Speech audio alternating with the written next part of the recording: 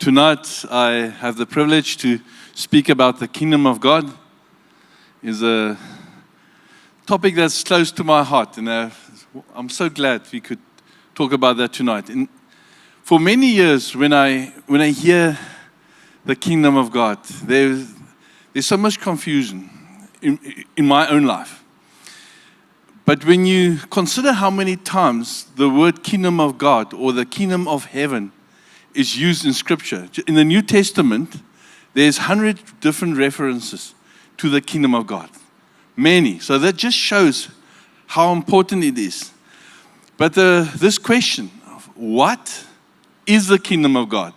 Just such a fancy word, Christianese, that for many years it was difficult for me to explain it. So I want to simplify it. The kingdom of God is about a king, is about the place where he rules, the location, and this king has to do with subjects. And the kingdom, when we talk about the kingdom of God, the king that we're talking about is Jesus, the King of Kings and the Lord of Lords. There's a scripture in Revelation that is a prophecy, Revelation 19. If you have your Bibles, you can turn this along. Prophecy of Jesus when he will come back one day. Just try to use your imagination as we read these verses. Try to picture this amazing, glorious king. From verse 11. Then I saw heaven opened, and behold, a white horse. The one sitting on it is called Faithful and True, and is right, and in righteousness he judges and makes war. Verse 12, his eyes are like flame of fire, and on his heads are many diadems, which is thrones. And he has a name written that no one knows but himself.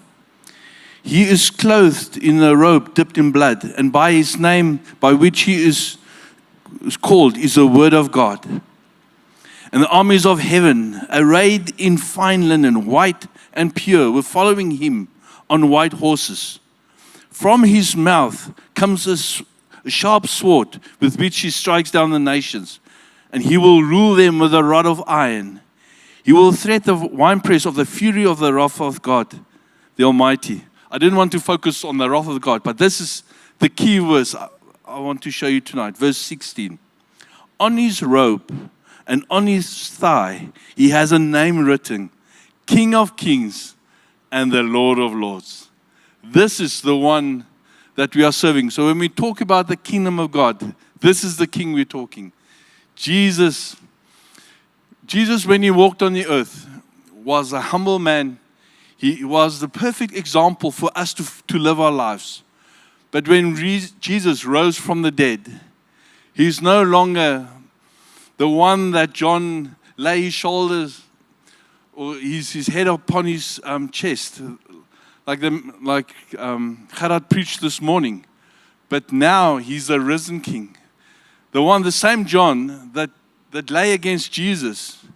When he saw Jesus in Revelation 1, he fell down like dead before him. The great and glorious king. This is the king of the kingdom. Then when Jesus walked on the earth, they asked Jesus, because he spoke about the kingdom of God many times. The Pharisees came to him, because he spoke about the kingdom of God so many times, they asked him this question. Luke 17, verse 20. Being asked by the Pharisees, when the kingdom of God would come, he answered them. In essence, they are asking him, where's this kingdom of God? You're talking about the kingdom of God. You're talking about a king. Show us your kingdom. And this is what Jesus answered. The kingdom of God is not coming in ways that can be observed. Nor will you say, look, here is it. Or there, for behold, the kingdom of God is in the midst of you. The kingdom of God is not a physical kingdom. You can't point to it. You can't show it. But it's a spiritual kingdom that's in the midst of us. Scripture says where two or three are gathered in his name, there he is. This is where the kingdom of God is, amongst us. When you lay your life down before Jesus and you ask Jesus, Jesus, be my Savior, something amazing happens. At the point of salvation, the Holy Spirit comes and abides within us. When we become born again, Jesus comes and lives within us. So the question is, where is the kingdom of God? There are two places. It's among us, but it's also within us. Now, there's another question that one can ask. Jesus, you spoke so many times about the kingdom of God. And then the question is, how can we know this kingdom of God? Describe it, show it. And the answer is, if you want to know the kingdom of God, you look to the King. You look to what Jesus did in the 3.5 years he walked on the earth. You look to what Jesus said. You look to what Jesus did while he walked on the earth.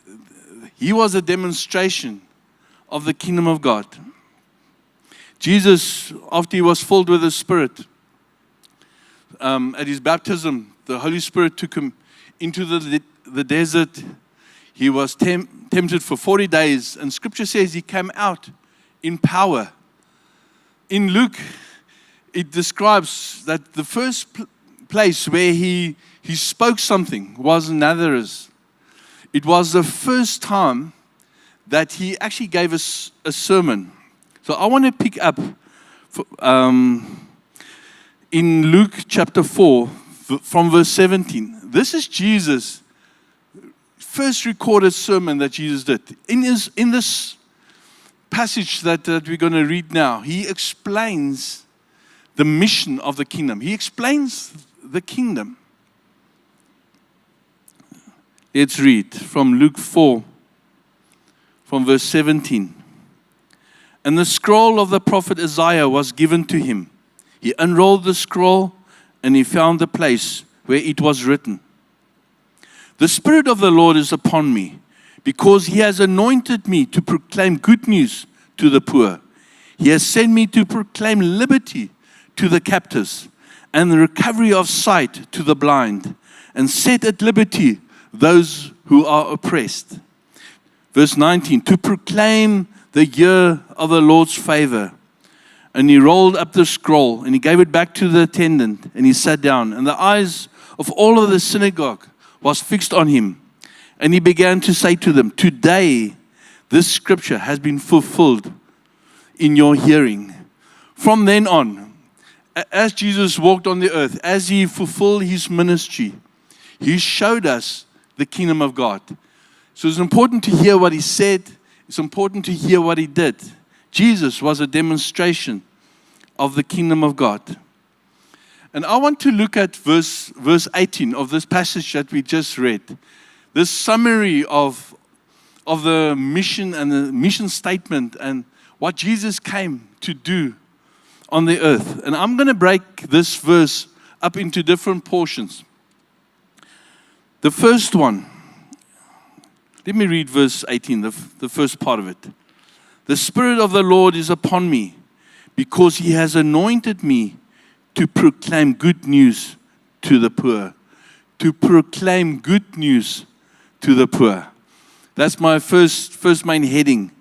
This is what Jesus did when he walked on the earth. He proclaimed good news to the poor. What good news? If you are poor, how can that be good news? Matthew 5, verse 3 explains what Jesus meant. Matthew 5, verse 3. Blessed are the poor.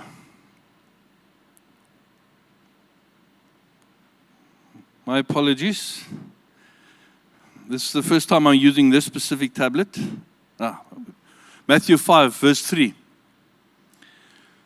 Blessed are the poor in spirit, for theirs is the kingdom of God. Blessed are the poor in spirit. Verse 6. Blessed are those who hunger and thirst for righteousness, for they shall be satisfied. The promise for the poor in spirit, for those who hunger and thirst after righteousness, God's saying to you, you are blessed and you'll be satisfied. Jesus, the bread of life, if you eat of Him, if you hunger after Him, He will satisfy you. Jesus, when he walked on the earth, he lived out this verse. He walked in humbleness, and He made a statement. He said that everything that I do, I first have seen my Father's do. There's nothing I do on my own. It has been directed by my Father. It's directed by the Holy Spirit. I do nothing on my own. He kind of lived a life as if He's poor in spirit. But we know Jesus is not poor in spirit. But he set that example to us. Not trying to be full of Himself, but full of the Spirit, full of the Father, and giving that what is of the Father. And it's such a healthy place to realize that I am nothing without God. It's such a good place to say, but I've nothing to give. I come with open hands. I've nothing to give. The only thing I can really offer God is myself. I have nothing else to give. My abilities, my skills are nothing without God. And my trust is in Him. If that's your heart, if you say, but my trust is in God, I come empty-handed, God say, you are blessed. I will satisfy your hunger after God. That's my first point. If you go back to Luke 4, verse 18, because He has anointed me to do the second thing. He has sent me to proclaim liberty to the captives. Jesus came to proclaim liberty to the captives. Galatians 5 verse 1 makes a statement and says, it's for freedom that Christ has set us free. Jesus' desire is for us to walk in freedom. But so many are stuck in bondage. So many are stuck in addictive cycles of sin. So many are stuck serving idols and running after things that are of no value. And because we are in bondage to these cycles of sin, we're also in bondage to condemnation and fear. Tonight, my message is that God wants to bring freedom. Jesus, the King of Kings, the Lord of Lords, He wants to bring freedom. But when we talk about this freedom, we need to understand some doctrine. What is this freedom based on? Colossians 2, verse 13. This explains the freedom and what is based on. Verse 13. And you, who were dead in your trespasses and the uncircumcision of your flesh, God made alive together with Him. Now this is the key part. Having forgiven us all our trespasses.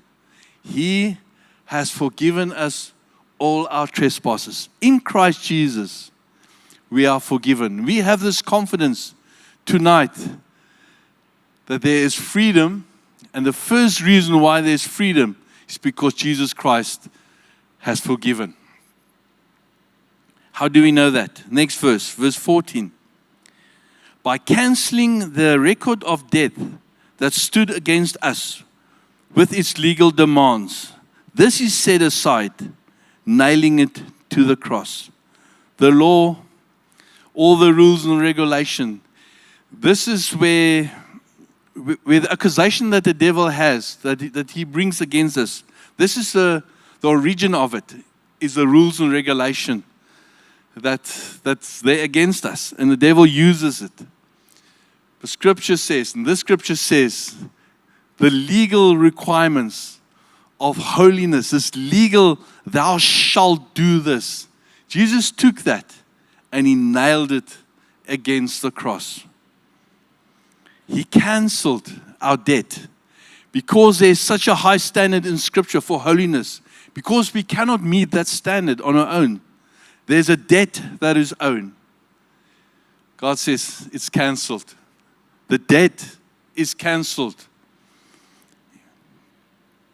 Verse 15. This is the result of that. Because he cancelled the debt, this is valid. He disarmed the rulers and authorities and put them to open shame by triumphing over them in him. By the blood of Jesus, by the cross of Jesus, he disarmed the rulers because he took the weapon that he has to throw accusation and condemnation against us. It was crucified with Jesus on the cross. That's why Romans 8 verse 1 says, there is therefore no condemnation for those who are in Christ Jesus. The starting point for freedom, the starting point is to know there's no debt. God has forgiven you. God is not holding your failures against you. In Christ Jesus, by the blood of Jesus, all sin has been covered. This is the starting point. But there are most Christians believe this. They believe that the blood of Jesus Christ covers all our sins. But yet, so many struggle to maintain their freedom. Many at times live like captives to the desires and the control of our flesh, to the sin that so entices us. These sin cycles. So many Christians believe God has forgiven them, believe that the cross is sufficient to cover all sin, but they're still in these cycles of sin and they can't get out of it. And this is a big topic to discuss. And tonight I just want to mention two things that will help all of us. Just to remind us, maybe you know these things, just a reminder how to live and stay in freedom. The first point, as I mentioned, was to know that you are forgiven. Now the first key, how to stay free as a child of God, is to completely surrender to the King. This is the first key. The second key is we need to live by the Spirit. And I will look at both of these in a little bit more detail. But let's start with the first one.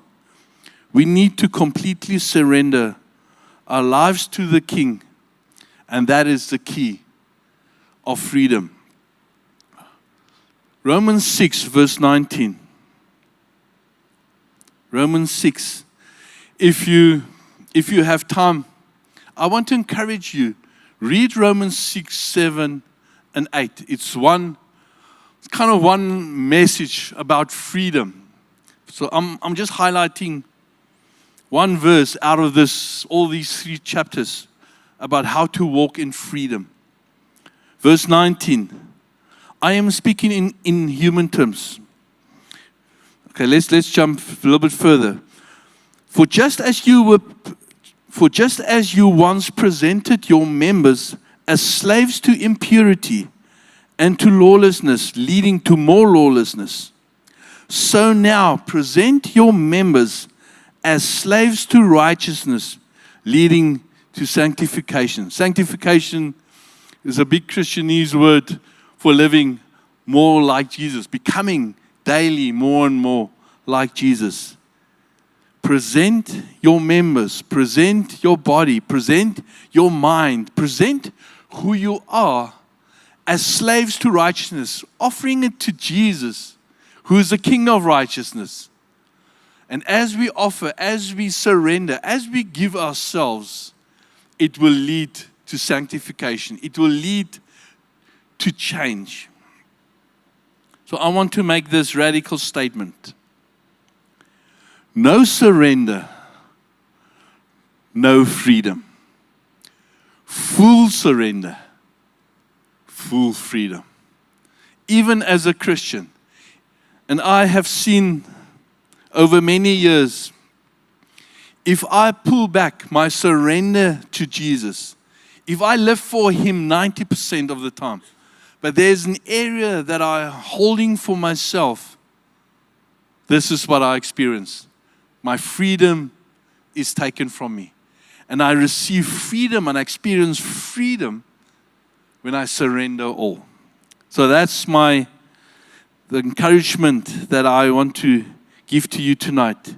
Surrender your lives fully to Jesus. Even if you have been saved for many, many years, keep on surrendering your life to the King. Question: how would you live, how would I live, if we are convinced of the fact that we are forgiven? How would you live if you know that God is not holding the past against you? How would you live if there's no label? Because many times we label ourselves, I'm weak, I can't do this. Let's imagine there's no labels. If we would start on a clean page and there's no past holding us back, how would we live from today on forward? The truth is, that is true. There is no past that God is holding against you. 2 Corinthians 5 verse 17 says, in Christ we are a new creation. The past is gone, the new has come. Past is gone, the new has come. So we believe this. We are forgiven. The past is finished.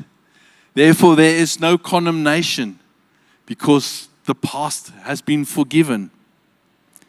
And we took the first key and we said, I will surrender everything to Christ. I'm forgiven. This is what I believe. This is what I've done. I surrender my life to Christ fully. The next point, key 2, what should we do next? The key is to live and give our lives to the Holy Spirit, that He leads us, that He guides us. Let me read 2 verses about this leading of the Holy Spirit. Romans 7, verse 6. But now you have been released from the law. This is what we earlier mentioned, that the law has been nailed to the cross with Jesus Christ. He just confirms that again.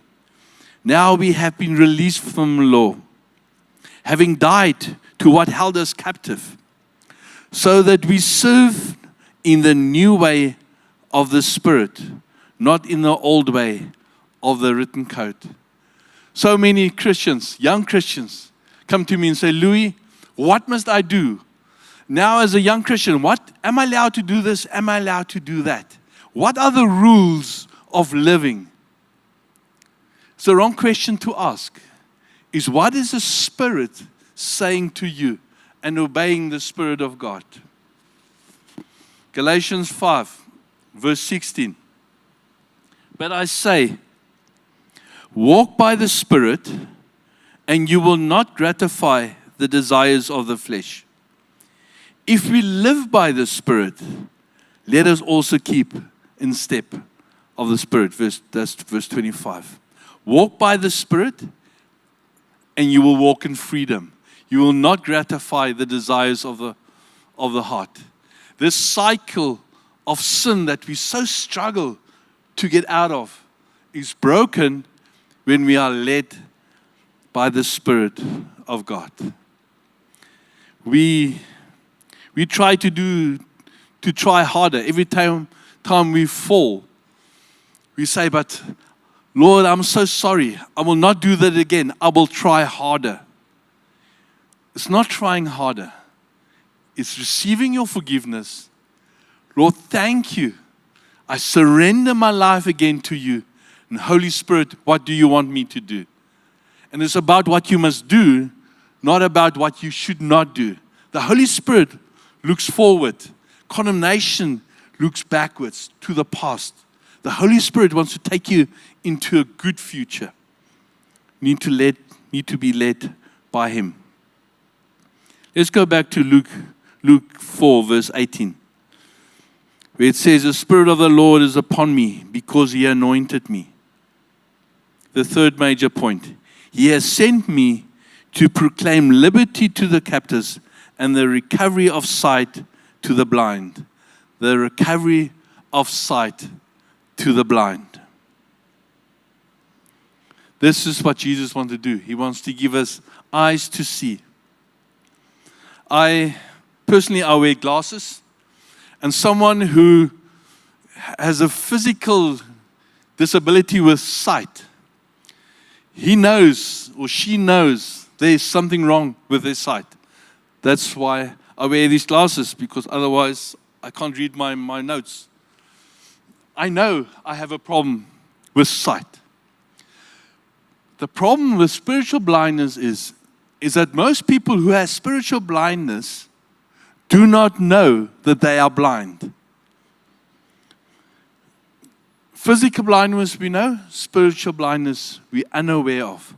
And most of us have blind spots, but we don't know what the blind spots are because we don't see it, we don't know it. And Jeremiah chapter 5 verse 21 says something actually very harsh. Let me read it. By the way, I'm not saying that you're a fool when I read this. Verse 21, hear this, O foolish and senseless people, not you, other people, who have eyes, yet they see not, who have ears, but they hear not. Scripture describes fools in many different ways, but one of the ways that a fool is described is someone who lives for themselves, someone who looks inward and has the glasses that only sees here. It's my desires, my life, it's all about me. I'm the center of the universe. That is a fool. If you think that way, you have a spiritual blindness that Jesus wants to heal you from. But when Jesus comes and He put His glasses on and we view the kingdom of God through His glasses, then we see Jesus as the center.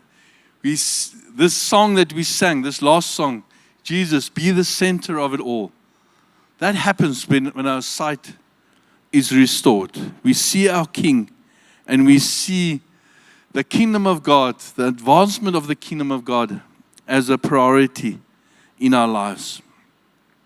Now the question I want to ask is how can we partner with God to get healing from the blind spots? Because we all have blind spots, some more than others. How do we partner with God? The first one, the starting point, is to acknowledge I have blind spots. I am blind. I do not know everything. I do not see everything. I do not understand everything. Only God does. And acknowledge that I'm the center of my being. I live for myself. We struggle with that, of not living for ourselves. To acknowledge that. And then to surrender our glasses to Jesus. Say, Jesus, I give you my glasses. Give me proper glasses so I can see through your eyes. And we ask God to give us His perspective for our lives. If we don't surrender, it's very difficult to hear and to discern